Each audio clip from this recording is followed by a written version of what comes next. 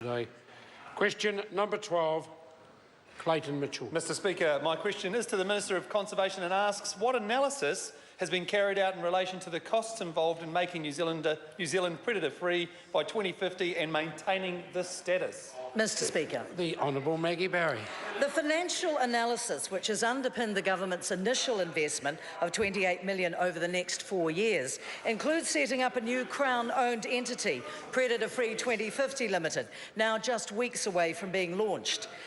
We will enable businesses and philanthropists to contribute $2 for every $1 invested from the government.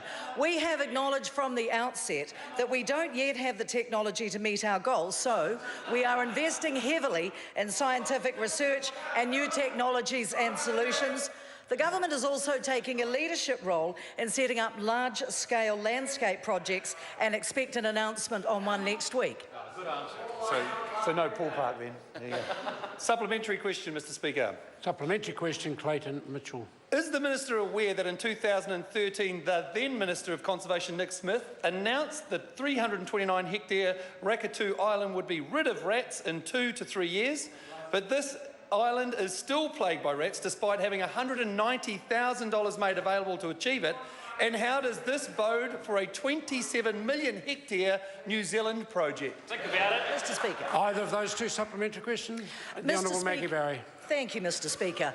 The island the member is referring to was due to be dealt with last year, but unfortunately, because of the cyclone, that pest eradication was held up. I would point out that DOC is very successful in ridding New Zealand of mammalian and other predators, and weeds for that matter, and that we have successfully cleared 150 offshore islands that are predator-free. I would draw the member's attention to some remarkable technological advances in mammalian predatorship, which we are on top of. Supplementary question, Mr Speaker. Order. Before I call the member, I'd be grateful if the member's colleagues would then listen to the next answer. Clayton Mitchell. Thank you, Mr Speaker. If the government is truly serious about making New Zealand predator-free by 2050, why won't they introduce new legislation under urgency to stop the breeding and selling of rats in New Zealand? That's right. The Honourable Maggie Barry.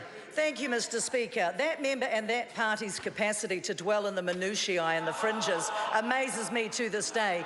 I would draw attention to a more successful approach, which has been achieved just last month in America, where a company called Sensitech was registered with the US Environmental Protection Agency. Point of order. The Right Honourable Winston Peters. Speaker, the Minister was asked why she didn't, with urgency, seek to pass legislation to get rid of rats. She hasn't answered that, so she should sit down. Order. Order.